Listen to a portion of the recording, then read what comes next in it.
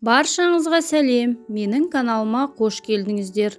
Әр қазақтың дастарханынан табылатын ұлттық тағам қазыны үй жағдайында қалай дайындайтынын көрсетемін. Видеоны толық көріп, менің каналыма тіркеліп, лайк, подписка батырмасын басып кетіңіздер. Міне осындай жабағының еті.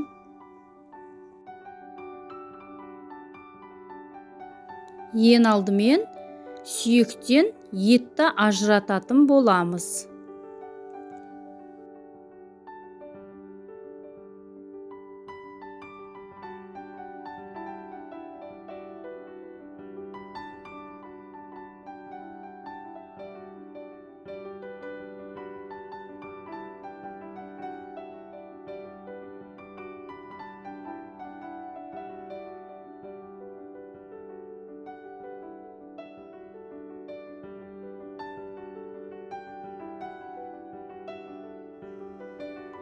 Міндетті түрде қазыда осындай кішкентай сүйектер болады, шеміршек деп аталады.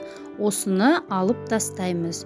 Өйткені шекке қазыны кіргізген кезде шегімізді жыртып кетуі мүмкін.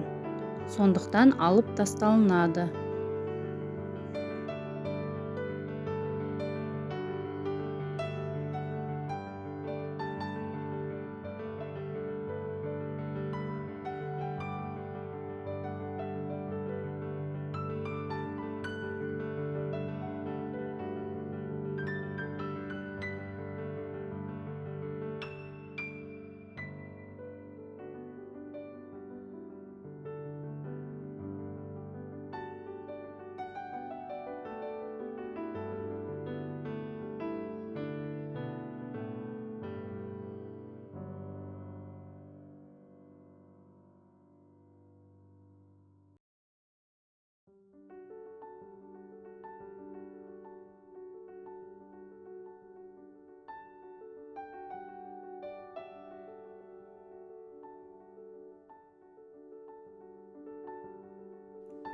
Сүйектен етті сылып алдық.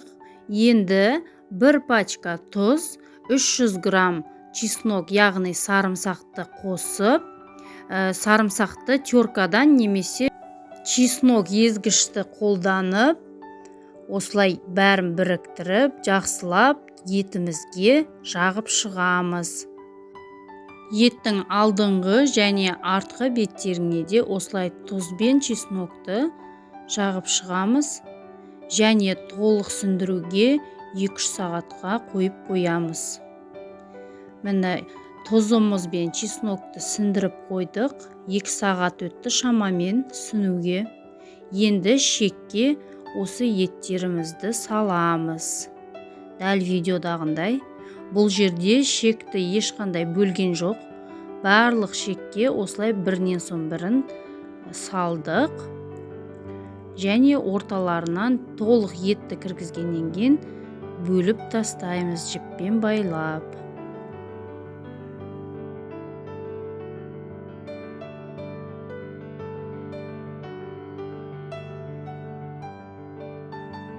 Осындай қалың еттер болады ғой, етті жерлерін осылай вилканың, шанышқының көмегімен шекке кіргіземіз. Дайын болған қазыны осылай жіппен байлап шығамыз. Кез келген жіпті қолдансаңыздар болады. Мен кәдімгі үйдегі киім тігетін жіппен 4 қабаттап, көлемін жағын енді өздеріңіз білесіздер, солай орап шықтық. Осымен біздің қазылар дайын. Барлығы 19 данасы шықты. Видео ұнаса, менің каналыма тіркеліп кетуді ұмытпаңыздар.